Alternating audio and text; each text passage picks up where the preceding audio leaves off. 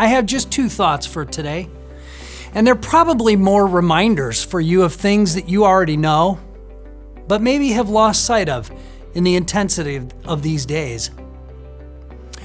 First, we need the wisdom to know that we've been here before. And second, we need the courage to embrace our beautiful diversity. First, the wisdom of the perspective of knowing that we've been here before.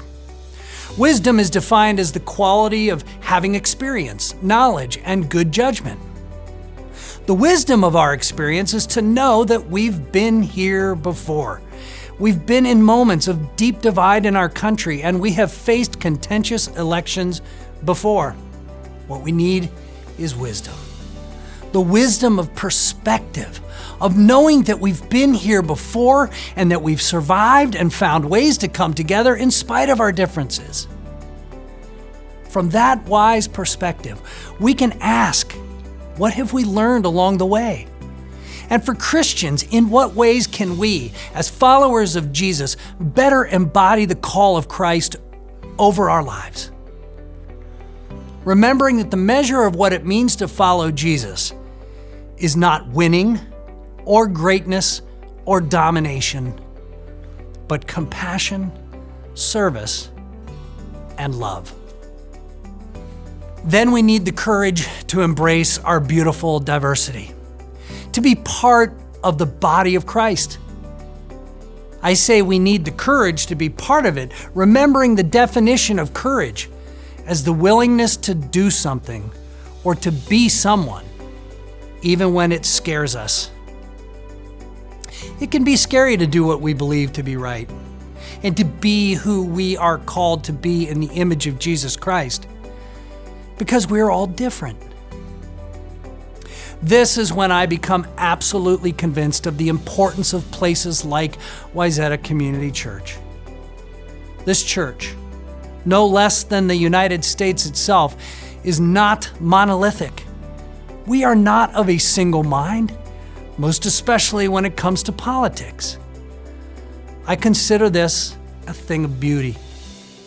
In this, we are a bridge in a divided world, making us stronger and more important maybe than ever before. Just this past week, Jody and I were teaching our fourth grade students who just received their first Bibles. In our online Bible milestone, a quiz came up that Jody used, asking which of the disciples was a tax collector and which was a zealot. Well, the answers came that Matthew was the tax collector and Simon was the zealot, and usually that's where the study ends. But when we look at those two specific people in the context of first century Judea, we learn another really important lesson. You see, a tax collector like Matthew worked for the occupying Roman Empire, literally taking money from family, friends, and neighbors to pay for the oppression they experienced in an occupying power.